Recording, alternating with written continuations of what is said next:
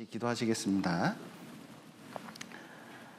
사랑과 은혜가 풍성하신 하나님 아버지, 죄 가운데, 멸망 가운데, 지옥 가운데 있었던 저희를 주님의 피로 우리의 모든 죄를 사해 주시고 또 구원받게 해주심 감사드립니다. 우리가 천국의 소망을 두고 살아갈 수 있도록 도와주시고 또 이 땅에 이루어진 많은 영혼들을 위해서 복음을 전하고 또 구원의 역사가 우리 가운데 나타날 수 있도록 도와주시옵소서. 또 이번 한 주간 추석 명절입니다.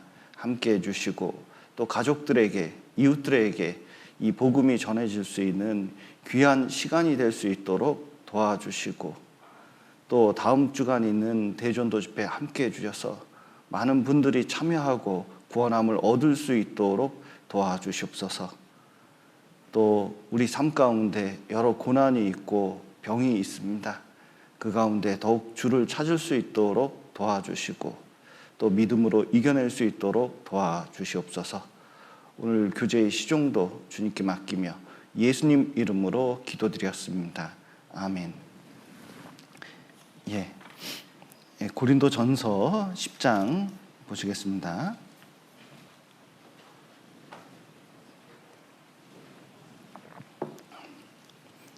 고린도전서 10장 20절 말씀. 고린도전서 10장 20절 말씀을 제가 천천히 읽어드리겠습니다. 대저 이방인의 제사하는 것은 귀신에게 하는 것이요 하나님께 제사하는 것이 아니니 나는 너희가 귀신과 교제하는 자 되기를 원치 아니하노라. 성경에 같은 말을 쓰는 것은 내게는 수고로움이 없고 너희에게는 안전하니라 라는 말씀이 있습니다. 이게 명절 때마다 제사에 대해서 말씀을 드리고 같은 내용을 전할 수밖에 없습니다. 광고도 반복된 광고가 구매 충동력을 일으킵니다. 이 말씀도 같은 말씀이지만 반복해서 들음으로써 뭐냐면 그 말씀에 의해서 살아야겠다. 또 이것을 내가 이제 우상 숭배를 그만둬야겠다. 이런 마음이 생기게 돼 있거든요. 그래서 같은 말을 전하는 것은 전도인에게는 큰 부담입니다. 왜냐하면 같은 말씀이니까 실증을 내고 안다고 좀 잘 듣지 않지 않을까 이런 이제 생각을 갖고 있지만 사실은 중요한 진리는 반복해서 드리는 게 중요합니다. 그리고 그 같은 말 속에 말씀을 되새기면서 자기 것이 되는 거예요. 소가 식물만 먹습니다. 채식만 하면 살이 찔 이유가 거의 없습니다. 저도 채식을 한 3개월 해봤더니 살이 찔려야 찔 수가 없어요. 그런데 소는 어떻게 그렇게 육중한 몸매를 유지하고 있을까? 풀을 씹고 위로 넘긴 다음에 위가 4개죠. 그래서 다시 뱉어서 또 씹고 또 넘기고 또 씹고 또 씹고 하면서 그것이 완전히 자기 살이 돼가지고 육중한 몸매를 유지할 수 있는 겁니다. 힘을 발휘할 수 있게 되는 거거든요. 말씀이 그렇습니다. 말씀이 내 속에 어떻게 역사해서 힘을 발휘할 수 있는가? 그것은 말씀을 묵상해서 진짜 내 것이 되면 그 말씀이 내 것이 될 뿐만 아니라 그 말씀을 가지고 주님께서 내 삶 가운데 역사하십니다. 그래서 신앙의 힘이 말씀이 진정으로 내 것이 될 때 이게 나타나기 때문에 특히 우상 숭배는 신앙생활과 밀접한 연관이 있습니다. 그래서 명절 때마다 우리가 꼭 배우고 그리고 꼭 알고 또 꼭 실천했으면 좋겠습니다. 여기 슬라이드를 오늘은 이제 11시 40분까지는 마치고 또 우리 형제님 개업식을 해야 되기 때문에 좀 슬라이드를 보면서 빨리 진행하도록 하겠습니다. 여기 이제 추석이면 한 가족이 이렇게 모입니다. 자, 화목해 보이나요? 안 화목해 보이나요? 화목해 보이죠. 그러니까 추석 명절 때 한 가족이 모이면 좀 화목하게 친목 도모를 위해서 모인다고 할 수 있습니다. 한 가족이 친목도모를 하는 것은 굉장히 중요한 일이거든요. 그런데 이 시대에 놀랍게도 여기 보시면 제사상이 있거든요. 이 제사 문제나 여러 가지 이 제사에 관련된 내용 때문에 서로 고통을 받는 경우가 많이 있습니다. 특별히 이렇게 이제 제사를 고집하는 분들이 많이 계신데, 이제 이 제사에 대해서 우리가 좀 잘 알고 있어야 돼요. 사람마다 이 지식, 그러니까 성경에 대한 올바른 지식과 제사에 대한 올바른 지식이 분명히 있어야 되거든요. 그런데 그 지식이 없어서 우상에 대한 습관이 있어서 이렇게 절하던 습관, 제사 지내던 습관이 있어가지고 이게 정통 풍습이다, 이거 해야만 한다, 이런 이제 습관 때문에 오히려 가정 내에 문제를 일으키고 또 하나님께 저주를 받는 그런 일이 종종 있습니다. 특별히 이제 우상의 제물, 특히 제사 음식을 어떻게 하느냐, 뭐 이렇게 이제 물어보시는 분들이 많이 있기 때문에 오늘 다시 한번 말씀을 드리겠습니다. 먼저 사람들이 자꾸 제사를 지내려고 하는 이유는 이게 전래 풍습이라는 거예요. 여러분, 오래된 풍습은 다 지켜야 됩니까? 한복을 수천 년 동안 입었기 때문에 우리가 지금 한복 입어야 될까요? 고려시대 때 부모님 지게 지고 나이 드신 부모님 이제 생산 능력이 없다고 산에 버린 일이 있습니다. 그런데 그 풍습을 우리가 지켜야 되겠습니까? 풍습 중에 현대와 맞지 않고 그리고 현대의 삶과 맞지 않는 것은 버릴 수 있는 거거든요. 특별히 제사가 자꾸 우리나라 전래 풍습이다, 우리나라 거다, 이렇게 이제 말씀하시는 분들이 종종 계십니다. 그러나 원래 우리나라 것도 아니고 고유의 풍습도 아니에요. 여기 보시면 불교는 우리나라 겁니까? 인도 겁니까? 불교는 인도 거예요. 자, 보셔요. 이 유교는 중국 겁니까? 우리나라 겁니까? 중국 거거든요. 이 공자님이 만드셨던 거 다 알고 있잖아요. 이 제사가 어디서 생겼냐면 이 공자님이 계신데, 여러분, 유교라는 게 있습니다. 유교. 자, 유교는 공자님이 만들었습니까? 공자님이 만들지 않았습니까?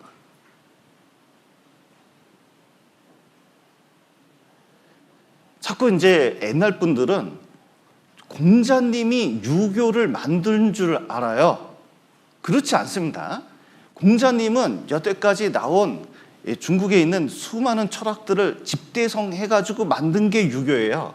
그러니까 창시자가 아닙니다. 유교의 창시자가 아니에요. 만약에 유교가 종교고 그리고 창시자라면 공자님을 섬겼을 겁니다. 그런데 그렇게 하지 않거든요. 왜냐하면 누구나 알고 있어요. 유교의 집대성 한 분이 공자님이라는 것을. 그리고 공자님이 제사를 잘 지내느냐? 그런 것도 아닙니다. 중국에서는 제사를 잘 지내느냐? 또 그런 것도 아니에요.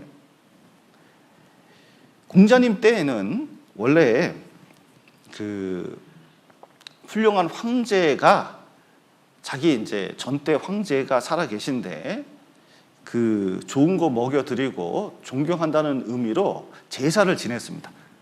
그러니까 살아있는 사람에게 제사를 지냈을까요? 죽은 사람에게 제사를 지냈을까요? 맨 처음에 제사는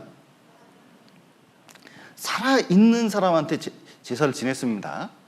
그런데 대통령이 넥타이 바꾸면 일반 백성들도 그 넥타이 좋다 해가지고 바꾸는 경우가 종종 있잖아요. 과거에는 황제가 하면 백성들도 따라하는 경우가 있습니다. 그래서 우리 아버지 훌륭하다, 존경한다, 그런 의미로, 또 자기 세력을 과시하는 의미로 뭐냐면 제사를 드린 경우가 있어요. 맨 처음에 산 사람한테 한 겁니다. 그런데 주의라고 하는 사람이 있습니다. 이 사람이 뭘 만들었냐면 반드시 제사해라. 그래서 우리나라는 고려 말까지 제사를 지내지 않았습니다. 드문드문 가정에서 그 본받아서 이렇게 소규모로 하는 경우는 있었지만 본격적으로 제사를 지내는 흔적이 고려 말까지는 없어요. 근데 고려 말에 유교가 들어오면서 이제 본격적으로 고려장을, 그러니까 이 고려 시대 때 고려장이라는 풍습을 없애려고 유교가 들어오면서 이제 제사를 지내야 된다, 이렇게 이제 된 거예요.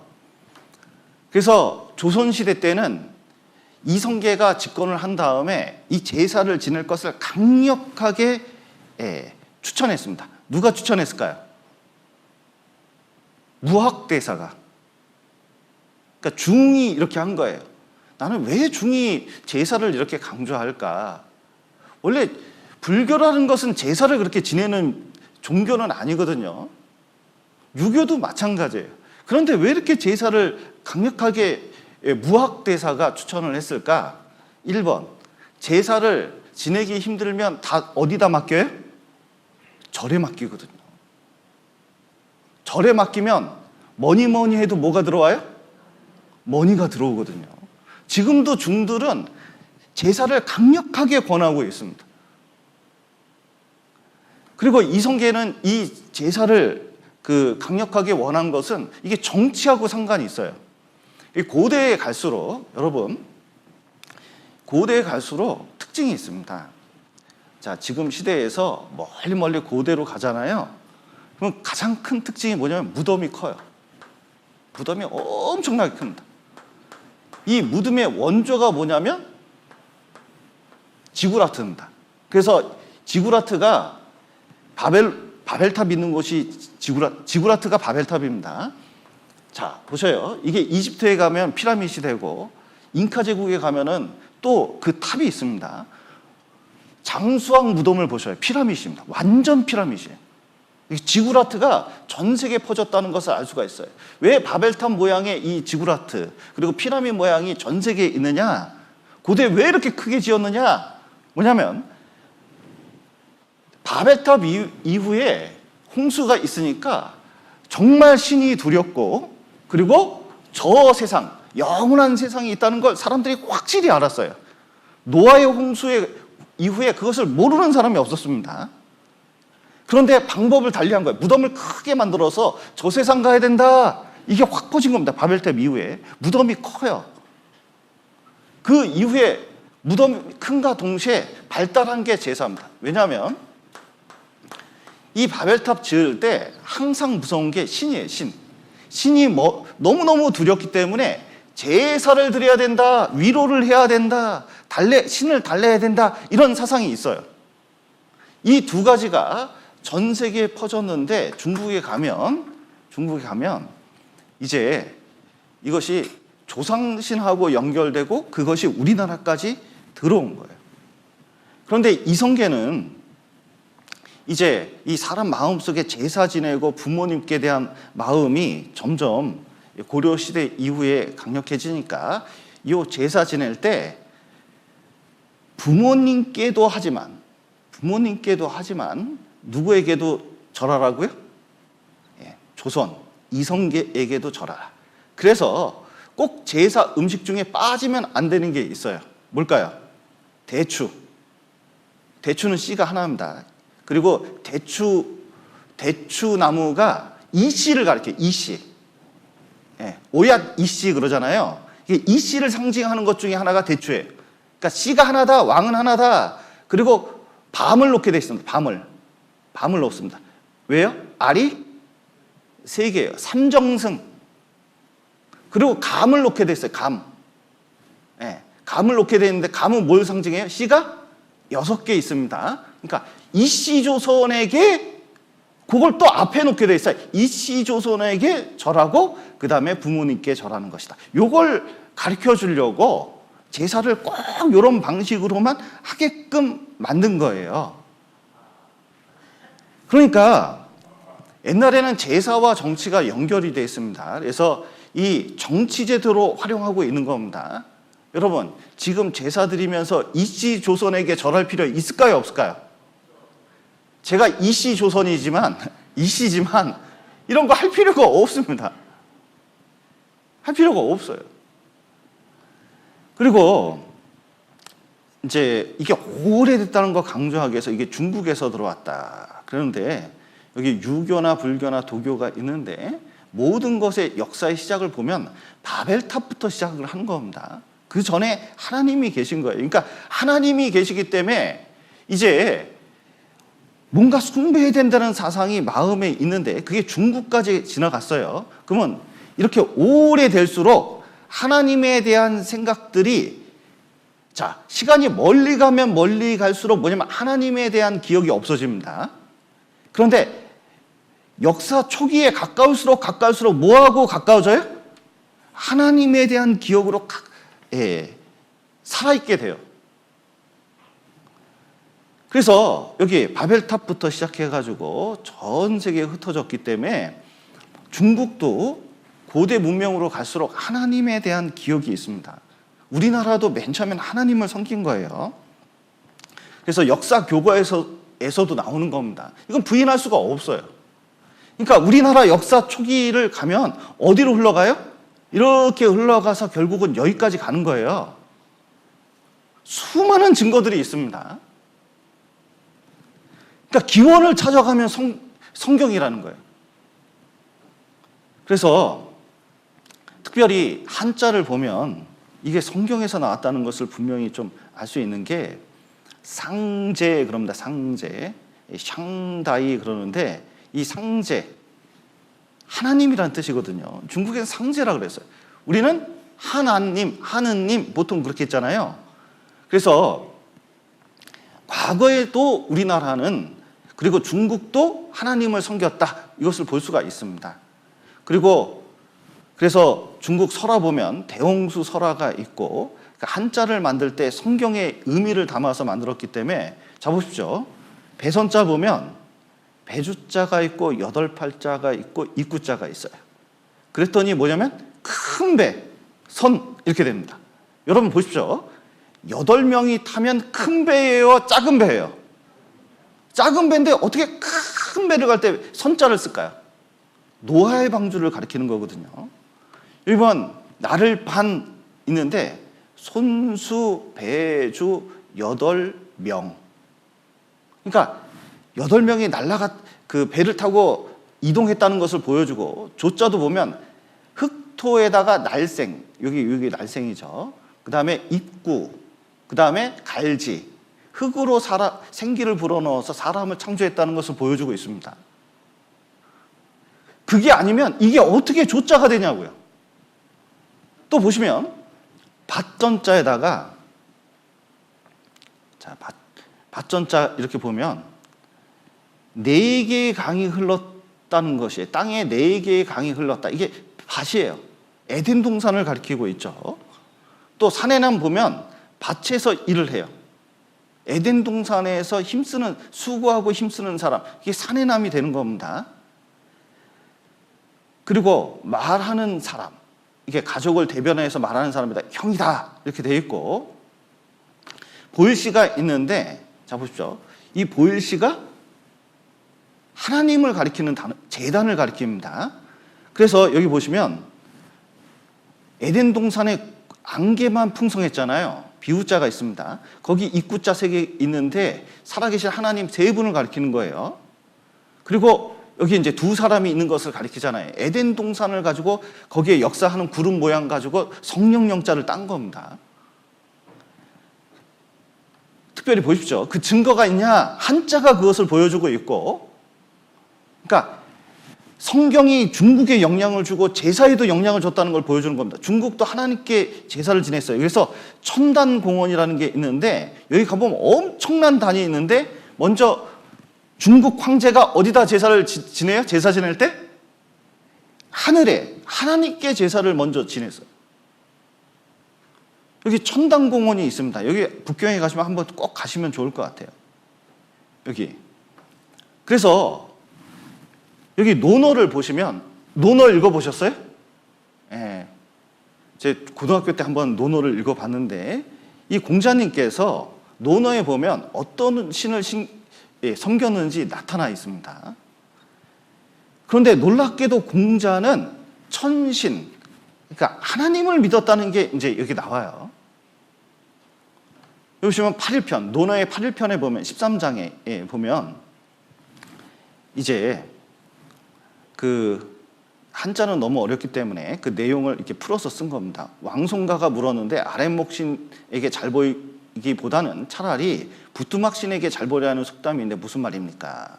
자, 여러분 신도 많아요. 아랫목신이 있고 부뚜막신이 있대요. 여러분 아랫목이 좋습니까? 부뚜막이 좋습니까?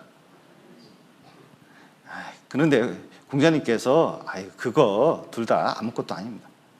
자, 하늘의 죄를 오면 빌 곳이 없기 때문에 하나님 하늘의 양심상 하나님 앞에 좋은 게 죄를 얻지 마십시오. 그렇게 물어본 거예요. 수리편에 보면 이 논어입니다, 다. 그래서 여기 수많은 괴이한 귀신에 대해서 이제 여기 귀신에 대해서 얘기하는데 공자님은 조상신, 산신, 강신 있는데 정통의 제사를 뭐 하려면 해라. 그러나 오직 하늘을 믿어라. 이렇게 얘기했다는 거예요. 그러면 공자님은 조상을 섬겼습니까? 하늘을 섬겼습니까? 여기 헌문편에도 보면 나를 알아주는 건 뭐라고요? 조상이 아닙니다. 하늘이시라. 그러니까 결국은 천명을 알아요. 하나님께서 나에게 뭔가 그 소명을 주셨다. 이게 천명이잖아요. 내가 난 뜻이 있다. 이건 귀신이 줍니까? 아니면 조상이 줍니까? 아니면 하늘이 줍니까? 하늘이 준다고 믿은 거예요. 그래서 이 유교라는 게 근본이 하늘을 알지 못하면, 그래서 경천애인, 유교를 집대성하면 경천애인 사상인데 하늘을 공경하는 거예요. 이 하늘이 이 공간입니까? 하나님을 가리키고 있는 거거든요. 그래서 우리나라 애국가 보면 하나님이 보호하사, 애국가에 있을 정도면 우리나라는 정말 하나님이 원래 믿던 민족이라는 것, 하나님을 원래 믿던 민족이라는 걸 알 수가 있습니다. 애국가는 그렇게 부르면서 그걸 몰라요. 만약에 제사를 그렇게 중시 여겼으면 애국가 어떻게 고칠까요? 조상님이 보호하사 이렇게 고쳤겠죠. 우리 전통은 하나님이 보호하사입니다. 그래서 여기 우리나라 최초의 대학 소수서원입니다. 이것은 하버드보다도 93년 앞선 유교 대학이에요. 그래서 소수박물관 관장인 박석홍 씨가 이제 미디어에 나와서 얘기한 내용을 잠깐 보겠습니다. 자, 보셔요. 이분은 유교의 아주 대가입니다. 요 소수서원을 그 유네스코 그 지정 그 물로 만든 아주 유명한 사람이에요. 그런데 이분이 얘기해요. 자, 유교는 공자가 만든 분이 아니라 뭐라고요? 집대성한 분이에요. 그리고 자, 보셔요. 이분이 유교의 핵심 내용을 가르쳐주는 조상, 제사와 관련해서 이거예요. 사즉 영원, 영결 종천. 자, 보셔요. 뜻이 뭐냐면 사람이 죽으면 영혼이 어디 가요? 하늘나라 간다고 돼 있어요. 그러니까 유교에도 근본이 하늘나라, 하나님하고 상관이 있다는 걸 보여주는 거예요. 여기 보면 시신유골. 자, 육신이 죽으면 여기 뭐야? 청산이장인가요? 자, 뭐냐면 육신이 죽으면 어떻게 돼요? 청산에 뿌려져서 없어지는 거고 영혼은 하늘나라 가는 거다. 이게 성경입니까? 유교입니까? 성경적인 내용, 하나님이 이미 사람들에게 가르쳐준 게 마음속에 심겨져 있고 유교에 심겨져 있다는 걸 볼 수가 있어요. 핵심 내용이에요. 그래서 공자님 집에서 발견된 책, 서경이라는 책이 있습니다. 이게 굉장히 유명한 책이에요. 이 서경에 서론에 보면 이렇습니다. 다섯 별이 운행하기도 전 해와 달이 형체도 없고 소리도 없어 빛을 발하기도 전에 땅 위에 공허와 흑암만 있었노라. 아주 먼 옛날 이 땅이 창조되기도 전 찬란한 영광만 빛나는 하늘에 대전쟁이 있었노라. 오직 우주의 통치자 신왕께서 왕으로 군림하셔서 처음으로 선한 것과 악한 것을 분리시켰도다. 그분께서 하늘을 여시고 땅을 펴시고 그분께서 인간을 지으셨도다. 그분의 창조하시는 능력으로 인하여 천지와 만물이 쭉 내용이 있는데 뭐하고 똑같습니까? 뭐하고 똑같죠? 놀랍게도 창세기 1장하고 똑같아요. 그런데 이게 서경뿐만 아니라 각 나라에 이런 내용들이 곳곳에 있어요. 그러니까 사람 마음속에 뭐가 있어요? 맨 처음에 에덴 동산에 아담이 있었기 때문에 전해준 내용들이 마음속에 남아있다는 걸 볼 수가 있어요. 그러니까 사람 맨 처음에 뭘 섬겼습니까? 하나님 섬겼다는 것을 알 수가 있어요. 자, 보셔요. 김해에서 이런 문양이 발견됐는데 쭉 따라가 보니까 어디까지 연결돼요? 바벨탑까지 연결됩니다. 자, 그리고 알타이 민족이 한국어하고 비슷하다는 걸 보여주고 민족성이 같다는 걸 가르쳐주고 있어요. 여기 히브리어 와당이 있습니다. 이게 광주 민속박물관하고요, 국립중앙박물관 하나씩 있거든요. 이게 지금부터 2000년 전 거예요. 2000년 전. 우리나라 2000년 전이면 고조선 겁니다. 그런데 여기에 이 기와장에다가 이렇게 글이 써 있어요. 이 글이 보니까 뭐냐면 깜짝 놀랐어요. 히브리어예요. 히브리어. 그러니까 2000년 전에 히브리어, 이스라엘 언어가 우리나라에 있는 거예요. 근데 우리나라에 있는데 내용이 뭐냐면 오여파와 단결하여, 자, 무궁화가 몇 개죠? 잎이 5개입니다. 자, 보셔요. 오여파, 무궁화는 샤론의 장미, 보통 이렇게 얘기하거든요. 여기 무슨 나라에 들어간다고요? 신의 나라, 하나님의 나라에 들어간다. 그러니까 결국 2000년 전에 우리나라는 무엇을 믿었어요? 하나님을 믿고 있는 게 고유의 풍속이다, 이걸 알 수가 있는 거예요. 여기 고창에 가면 고인돌이 있습니다. 그런데 이 고인돌이 보일시자, 아까 했잖아요. 하나님께 드리던 제단과 같은 거예요. 그 밑에 무덤을 했어요. 왜냐? 무덤은 뭘 상징해요? 하나님께 가라고 무덤을 이런 식으로 만든 거예요. 그래서 보일시자가 고인돌하고 비슷해요. 고인돌이 보통 이렇게 만들잖아요. 보일시자가 이렇게 만드는 거예요. 그 밑에 사람을 이제 묻어서 하나님께 가라고 이렇게 우리나라에서 만든 겁니다. 이런 고인돌. 보세요. 그래서 단군 때에도 단군이 누구 아들이에요? 상제 아들입니다. 하나님의 아들이라고 알려져 있고, 그 동굴에서 마늘 먹고 여자 된 곰, 거기하고 결혼해서 나온 게 단군이래잖아요. 그래서 매번 고조선에 가면 누구에게 제사를 드렸어요? 천신, 상제, 하나님께 제사 드리는 풍속이 있었습니다. 그래서 부여에 영고가 뭐예요? 예, 하늘의 제사를 지내는 풍습이에요. 그리고 이런 문양이 하늘의 제사 드리는 풍속 중에 하나입니다. 그리고 동해에 무천이 있습니다. 무천. 자, 무천도 어디다 제사를 지내는 거예요? 하늘에. 고구려에 동맹이 있었습니다. 여러분 이런 거 알아두면 좋아요. 국사시험 볼 때 반드시 맞출 수 있습니다. 이 동맹이라는 것도 다 제천 행사예요. 하나님께 제사를 드리는 거였습니다. 그리고 팔관회라는 것도 하늘에 제사 지내는 거였고 이렇게 하는 겁니다. 고려 때 있었습니다. 조선시대 때 유교가 들어오면서 뭐냐면 그것을 맥을 끊어놨어요. 그러나 유교 사상 자체가 뭐예요? 하늘을 섬기는 거예요. 그러니까 제사만 없앤 거예요. 그리고 고종 때에 여기 원구단, 황구단을 세워가지고 또 하늘에 제사를 지냈어요. 조선 호텔에 가면 이게 아직도 남아있습니다. 거기 가면 이게 남아있어요. 여기 보시면 황구단은 우리나라 황제가 제사를 지내는 곳인데 어디다가? 하늘신에게, 하나님께 제사 풍습이 있었습니다. 그러니까 우리나라 근본이 뭐냐면 하나님께 제사를 드리는 거예요. 조상에게 제사를 드리는 것은 외국에서 들어온 겁니다. 그래서 우리나라 제천 의식은 단군 때부터 시작해가지고 자, 조선시대까지 쭉 이어진다는 걸 알 수가 있어요. 여러분, 이것은 경교의 돌 십자가인데 어디서 발견됐어요? 보이시나 모르겠습니다. 예, 불국사에서 발견된 거거든요. 이게 무슨 뜻이냐? 신라 시대 때부터 십자가가 들어왔다는 거예요. 그러니까 만약에 기독교 원류를 따지면 오래된 게 풍습이라면 우리나라 기독교를 100년, 200년 자꾸 잡으려고 그래요.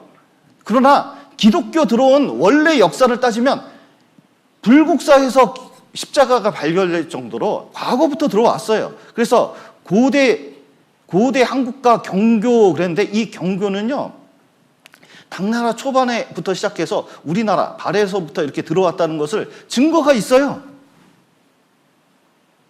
그러면 기독교도 이런 식으로 따지면 오래됐습니까? 오래 안 됐습니까? 오래된 거예요. 오래된 걸로 따지면 더 오래됐지, 사실은. 역사상으로 보면. 그래서 불국사에 출토된 문양들입니다. 여기 마리아 상까지 있어요. 그래서 여기 보면 많은 그 전래 풍습이라고 자꾸 지켜야 된다는데, 풍습 자체가 안 좋은 것은 그 안 해도 되고, 오래된 게 풍습이다 그러면은 기독교도 만만치 않게 오래됐을 뿐만 아니라 우리나라 고유가 뭘 섬기는 거야? 하나님을 섬기는 거다. 이걸 알아야 된다는 거예요. 또 제사를 지내는 이유 중에 하나가, 많은 분들이 또 얘기하는 게, 살아생전에 부모나 조상에게 다 하지 못했던 효를 하자. 아니 부모도 모르는 놈, 뭐 이렇게 이제 보통 얘기하잖아요. 그리고 제사 지낼 때 부모님이 오신다, 이렇게 생각을 해요. 그런데 여러분, 부모님 제사 지낸다고 효도하는 게 아니에요. 아까 소수서원 박물관장님도 유교의 대가인데 제사는 원래 그런 게 아니래요. 유교에서는 효도할 때 죽은 다음에 효도하는 걸까요? 죽기 전에 효도하는 걸까요? 유교에서도 살아생전에 효도하라 그러지 죽은 다음에는 애달다 어이하리 그랬어요. 그냥 가슴만 안타까운 것뿐이에요. 그러니까 살아계실 때 잘하는 거예요. 그러니까 제사가 효도 잘하는 거다, 그런 말을 하는 게 아니라 제사는 그냥 추모할 뿐이다, 이렇게 얘기하고 있는 거예요. 효도하고는 상관이 없다는 거예요. 여기 욥기 한번 보시죠. 또 죽은 자가 돌아오느냐? 그런 게 아니에요. 욥기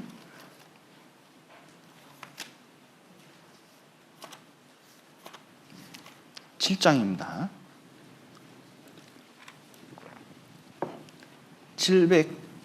767페이지 욥기 7장 9절.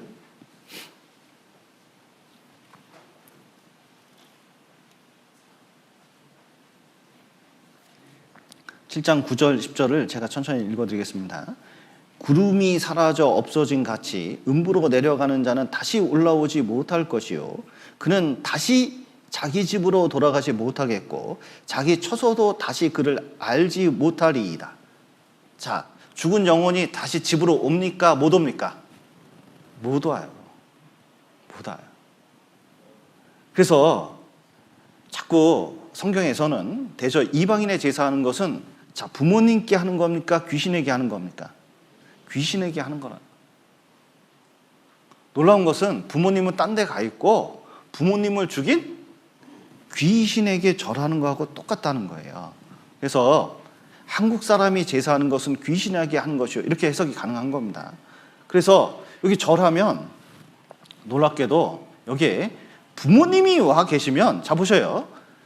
제사 지낼 때 귀신이 언제 온다고 유교에서는 말을 해요? 조상들이? 밤 12시. 그래서 옛날 저 어렸을 때요, 밤 12시 될 때까지 기다렸어요. 제사 지내려고. 얼마나 졸린지 눈을 비비면서. 그래가지고 막 기다리다가 그때 제사를 탁 지내는 거예요. 그런데 시간이 한 10년쯤 지나니까 12시에 하는 거 쉬워요, 어려워요? 현대인이 살아가면서 보통 어려운 게 아니에요. 그러니까 바꾸자 그러더라고요. 이게 명절 때 아침 일찍 해버리는 거예요. 그런데 아침 일찍 해버렸습니다. 뭐 한 9시나 이렇게 제사를 지냈다고 쳐보죠. 그리고 자기들끼리 이거 다 먹었습니다.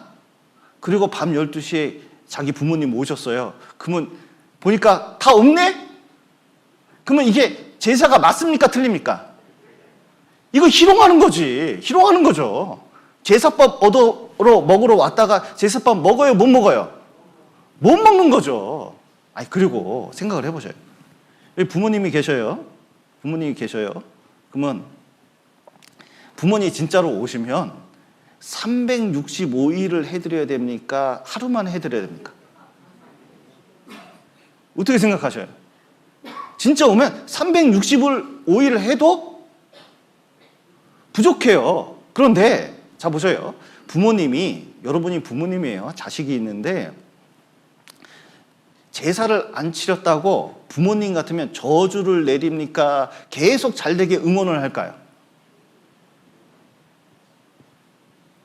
여러분이 자식을 볼 때 365일 굶었다가 하루 안 줬다고 저주를 퍼붓니까? 아니면은 자식은 늘 잘 되라고 부모님 마음은 이렇게 도와줄까요?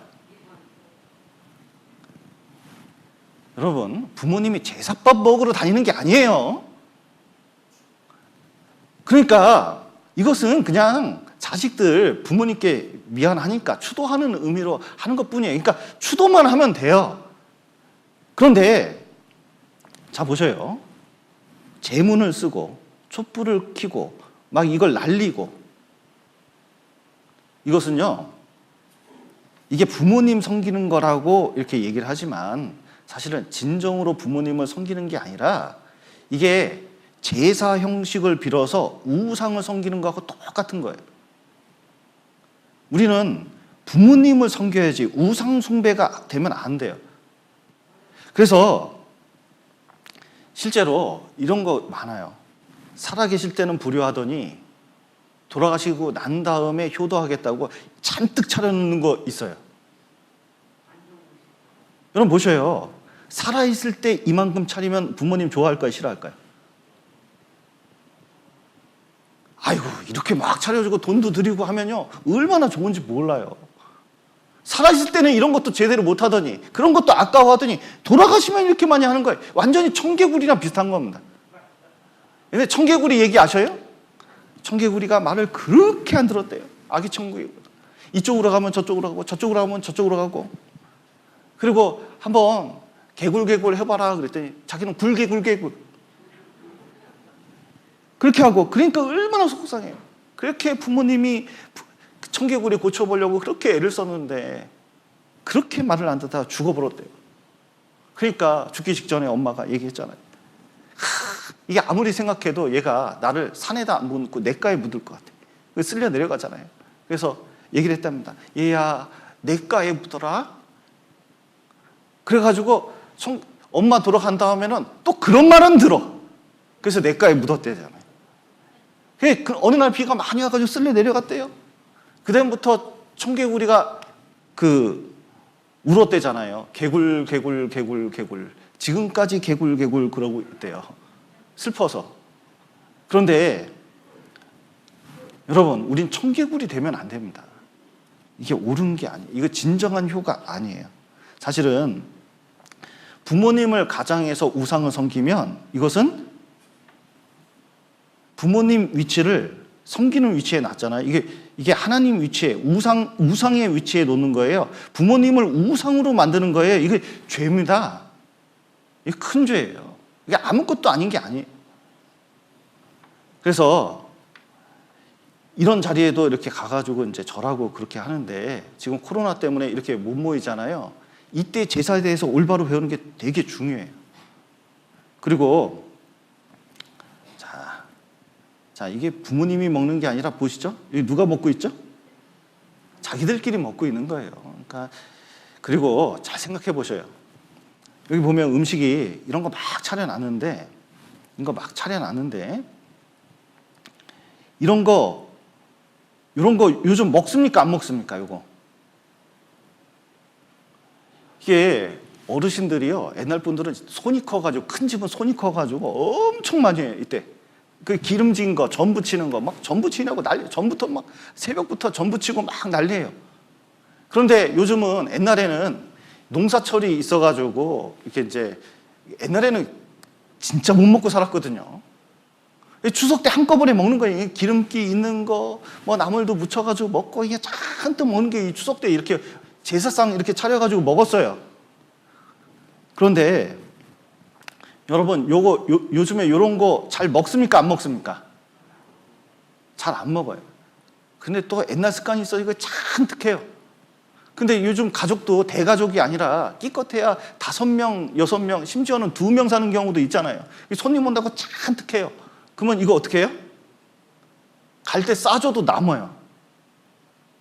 그러면은 이거 냉장고에 넣어놓고 그리고 이제 시간 지난 다음에 먹는데 딱 이게 요리라는 게 따뜻할 때 먹어야지 식은 다음에 다시 데쳐가지고 먹으면 이거 맛있겠습니까? 맛 없겠습니까? 맛이 없어요. 그리고 이렇게 이제 즐겁게 자기들끼리 이제 먹는데 사실은 부모님이 좋아할 게 아니에요. 성경에서는 뭐라고 말씀하시냐면 우상의 제물과 피와 목매이 죽은 것과 음행을 멀리 할지니라. 이에 스스로 삼가면 잘 되리라. 평안함을 원하노라 하였더라. 자, 여기 우상의 제물이 있는데 굳이 이런 거 골라서 먹을 필요가 없어요. 잠깐만요. 뭐가?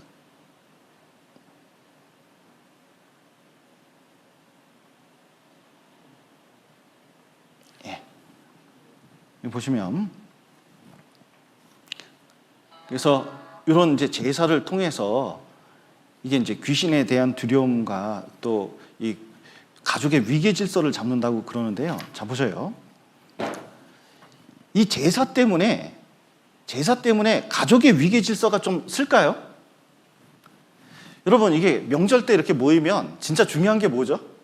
가족끼리 사이 좋게 지내는 게 좋습니까? 싸우는 게 좋습니까? 사이 좋게 지내려고 친목을 도모하기 위해서 사실은 추석 명절 때 이렇게 모이는 거 아니겠습니까? 근데 이 제사가 문제예요. 항상 제사.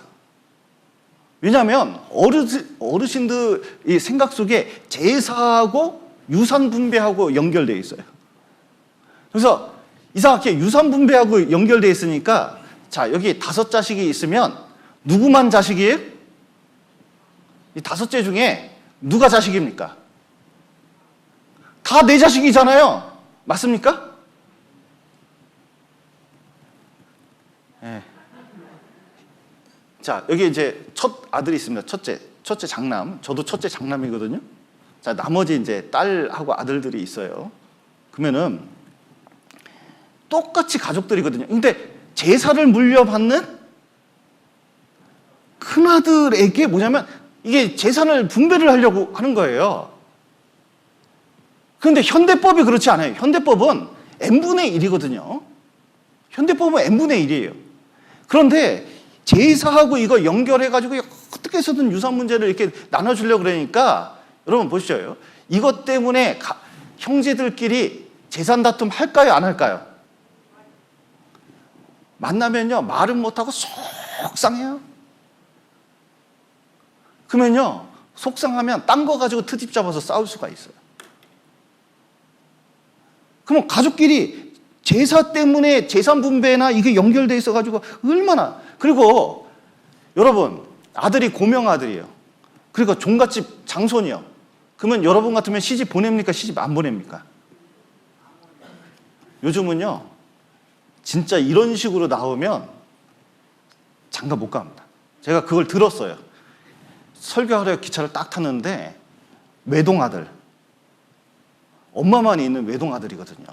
그런데 사귀는 여자가 있는데 시어머니가 엄청 끊으려고 해요. 막 잘라버리려고 하는 거예요. 왜냐하면 제사도 안 지낸다. 너는 그 종갓집 아들이기 때문에 이거 꼭 제사 지내고 그런 여자 만나야 된다. 막 하니까요. 결국은 지금 좋아하는 여자하고 결혼을 못 해요. 결혼을 못 해. 왜냐하면 그런 남자하고 결혼할 여자가 요즘은 있어요, 없어요? 들으셨죠, 지금? 방금 들으셨죠? 요즘 없다니까요. 근데 남자들이 착각해 있는 줄 안다니까요. 그러면 종갓집 아들이 장가를 못 가고 있어요. 그러면 누구 손해요? 집안 손해잖아요. 자기 손해잖아요. 근데 시어머니가 이걸 고집하는 경우가 있다니까요. 시부모님이 이걸 고집하는 경우가 있어요. 게다가 며느리 들어와가지고 이제 제사 음식 만든다고 전 부치고 음식 만들고 얼마나 고생해요. 그러면 위로를 해줘야 됩니까? 야단을 쳐야 됩니까? 위로를 해줘야 되는데 격려해도 모자를 파네. 세상에 이게 뭐 전이 덜 익었다는 둥, 더 익었다는 둥부터 시작해가지고 음식은 이렇게 해야 된다. 너는 이렇게 해라. 그러면 자 보세요. 여자들이 고생하니까 여자분들은 막 이렇게 고생하니까 남자들은 편하겠다 생각하지만 여러분 TV 리모컨 잡고 TV 보는 남자들은 편할까요? 이 이후에 아이고 무슨 재난이 닥치려나 생각을 하니까요. 이게 안절부절 차라리 도와주는 게 난디. 그래서 어르신들도 이거 딱 하고 나면 무슨 생각하냐면요. 4대까지 이거 제사 지내고 이제 끊어버려야겠다는 생각하는 사람이 지금 만나보면요. 엄청이 많아요. 시대가 변했어요. 그래서 뉴스를 보셔요. 명절 때만 되면 이혼율이 증가합니까? 낮아집니까?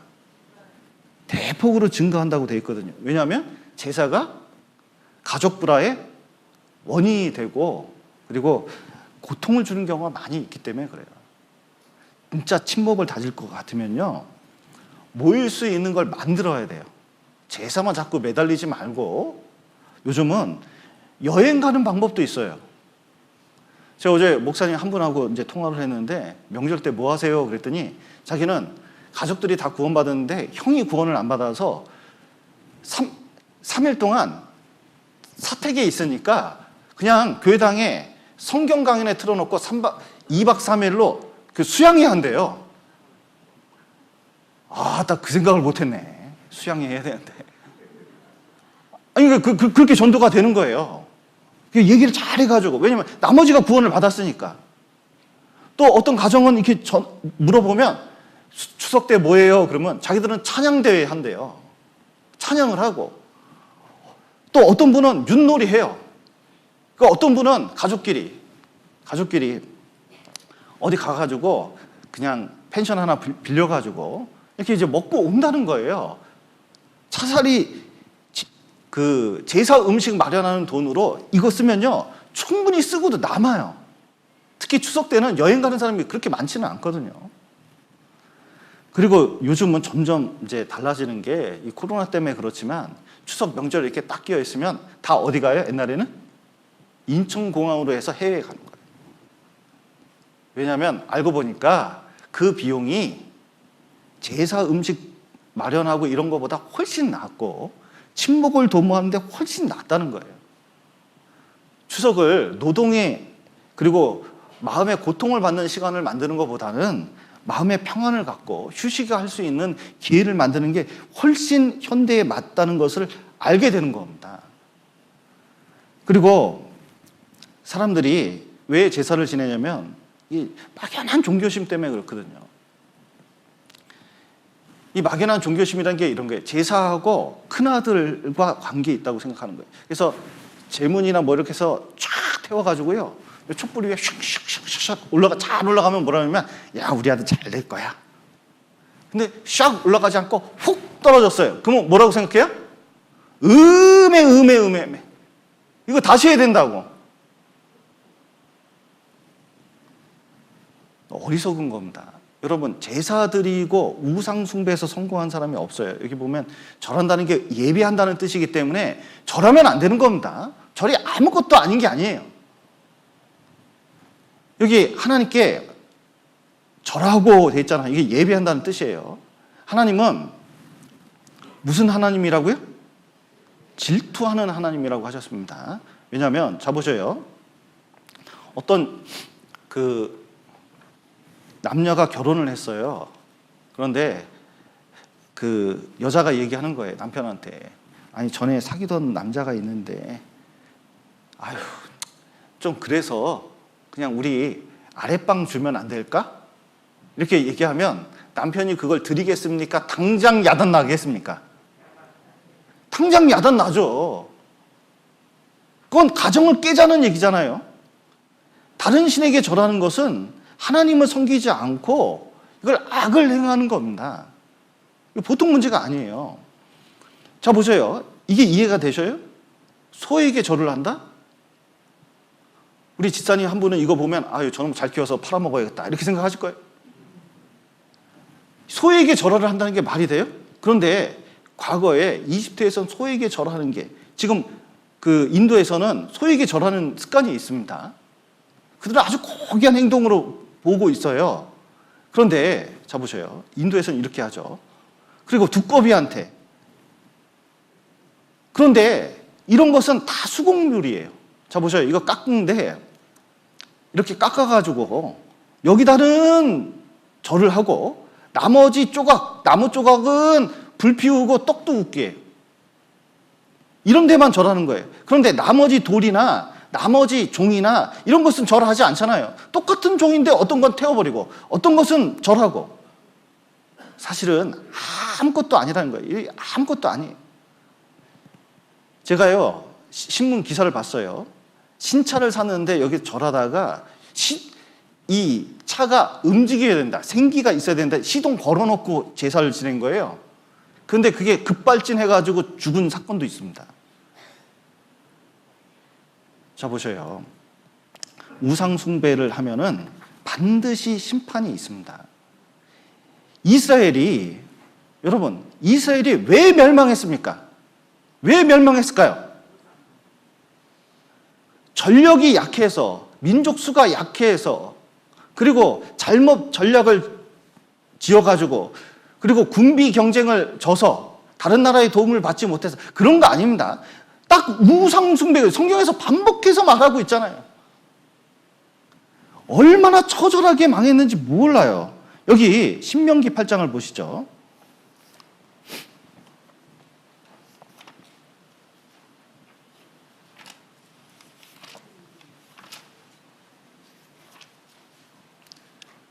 신명기 8장 19절입니다.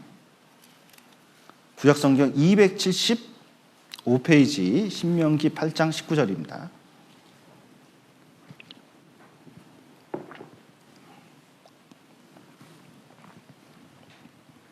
(8장 19절) 제가 읽어드리겠습니다. 내가 만일 내 하나님 여호와를 잊어버리고 다른 신들을 좇아 그들을 섬기며 그들에게 절하면 내가 너희에게 증거하노니 너희가 정령이 어떻게 된다고요? 멸망할 것이라.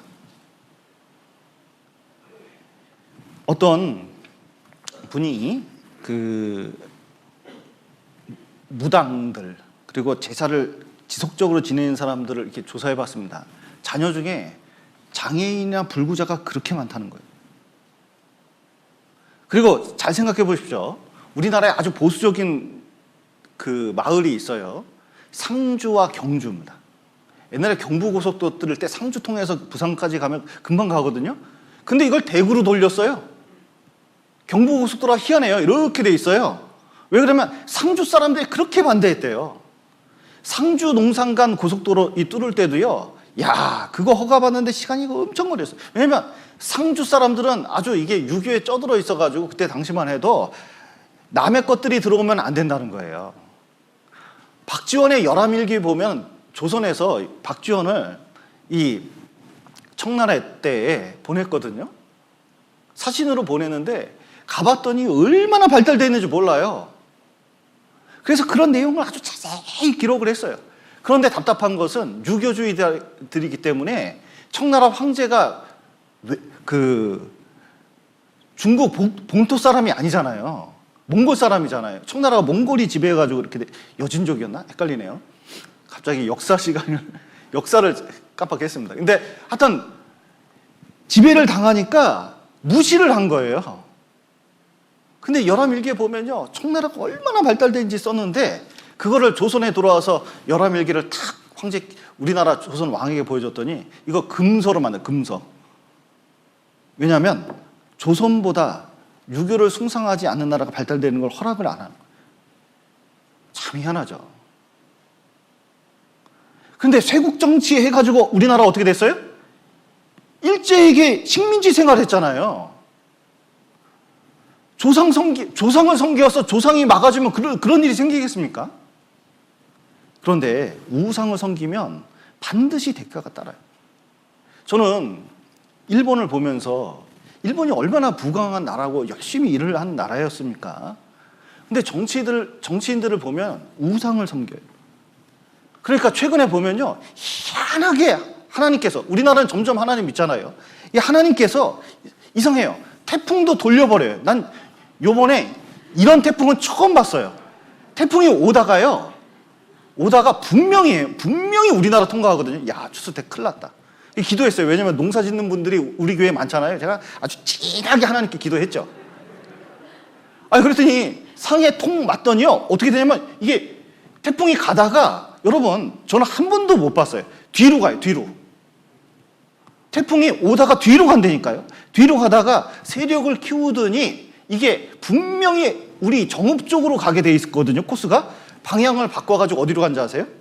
기가 막히게 비껴나가지고 일본을 그대로 쳤거든요.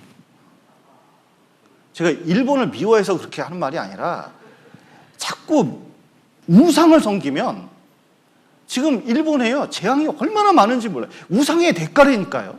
그 잘 살던 나라가 점점 힘을 잃어요. 근데 우리나라 보십시오. 일제 그리고 6.25 통과했는데 기독교가 점점 늘어났습니다. 하나님이 보호하사 코로나도 그리고 수많은 재앙에서도 점점 벗어날 수 있도록 도와주셔요. 그렇기 때문에 여러분, 아무리 잘 믿던 솔로몬 왕도 나중에 말년에 우상 숭배 들으면 망하잖아요.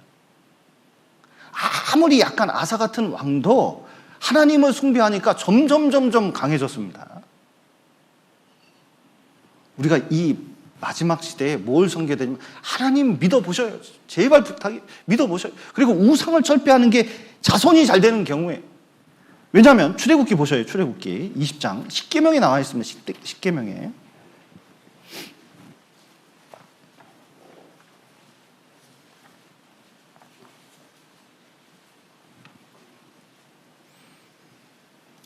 출애굽기 20장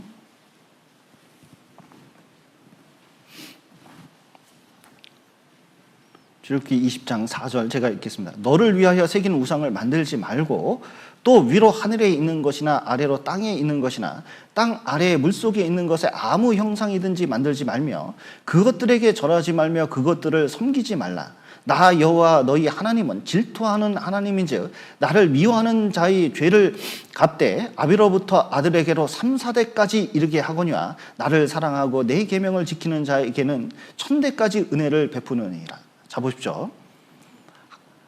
우상을 섬기면 어떻게 돼요?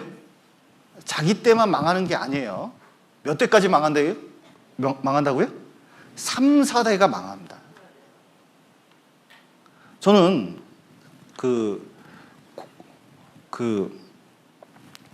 이 공자를 버려야 나라가 산다.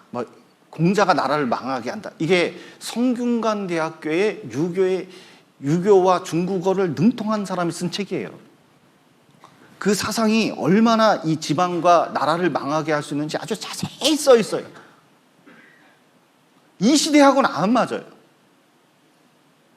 이게 장손을 잘 대하고 집안을 일으키는 것 같지만, 여러분, 장손들이 문중 땅 자기가 자기 이름으로 해가지고 문중 땅 고유의 자기 명의로 이렇게 만든 다음에 세상에 문중 땅 따라먹은 장남이 우리나라에 얼마나 많은지 아세요? 근데 문중 땅 팔아먹어가지고 한 재산 챙겼는데 한 재산 챙겨가지고 그 재산 가지고 망한 장남은 얼마나 또 많은지 아세요? 제가 눈으로 우리 집안에도 있고요. 진짜 상담해보고 하면요. 그것 때문에 망한 사람이 얼마나 많은지 몰라요. 우상이 그렇게 만든다니까요. 제사가 그렇게 만든다니까요. 내 자식 잘되게 하는 방법은 제사를 그치는 겁니다. 그리고 버리는 거예요. 그리고 하나님을 온전히 섬기는 게 진짜 내 자녀가 잘 되는 방법입니다. 하나님께서는 계속 은혜를 베푸시기 때문에 그래요. 그래서 생각을 해보셔요. 제사 안 지내는 미국과 유럽 보십시오. 얼마나 강대국이에요. 태국 보셔요. 조상신에게 섬기는 나라는 우리나라하고 태국밖에 없는데, 태국은 성경이 안 들어가 있잖아요. 얼마나 그 인구도 많고 물자도 좋고 그러는데 선진국이 될래야 될 수가 없어요. 사고방식이 너무 후지거든요. 우리나라는 기독교가 들어와서 이 정도까지 된 겁니다. 그리고 이제 음식이 있는데 여기 죄송합니다. 여기 자 죄송합니다. 여기 음식 문제를 잠깐 다루자. 이게 고린도전서 8장을 한번 보시죠.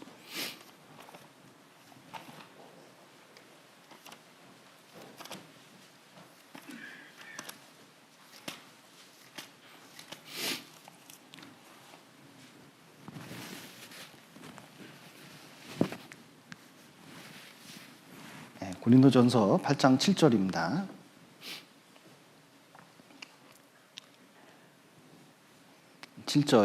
제가 읽겠습니다. 그러나 이 지식은 사람마다 가지지 못하여 어떤 이들은 지금까지 우상에 대한 습관이 있어 우상의 제물로 알고 먹는 거로 그들의 양심이 약하여지고 더러워지느니라. 식물은 우리를 하나님 앞에 세우지 못하나니 우리가 먹지 아니하여도 부족함이 없고 먹어도 풍성함이 없으리라. 그런즉 너희 자유함이 약한 자들에게 거치는 것이 되지 않도록 조심하라. 예. 자, 제사 음식에 관한 건데 제사 음식이 있습니다. 시간이 없어서 좀 줄여서 말씀드리면 제사 음식이 있는데 옆집에서 떡을 가져왔어요. 그래서 좀 드세요 그랬어요. 그러면 먹어야 됩니까? 안 먹어야 됩니까? 먹어도 괜찮다는 거예요. 왜냐면 그냥 떡을 가져왔어요 했는데 그 떡을 받아서 먹어도 돼요. 그런데 떡을 가져왔는데 제사 음식인데 이것 좀 드세요 이렇게 줬어요. 그러면 어떻게 됩니까? 안 먹어요. 그러죠. 네, 딱 왜 안 먹어야 되냐면 양심 때문에, 내 양심 때문에. 그 우상의 제물인 걸 알고 먹으면요, 이게 자꾸 죄와 타협하는 습관이 있기 때문에 깨끗한 게 좋잖아요. 그러니까 제물은 가능하면 그런 걸 알고 먹는 건 안 된다는 거예요.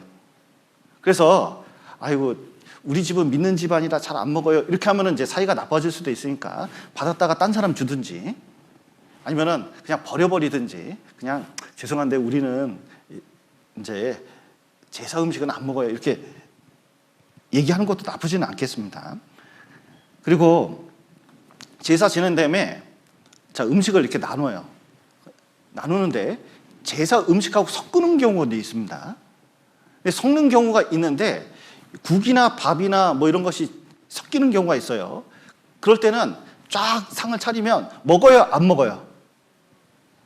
묻지 말고 먹으라고 되어 있습니다. 묻지 말고 이렇게 먹어요. 그런데 먹을 때도 이렇게 해야 돼요.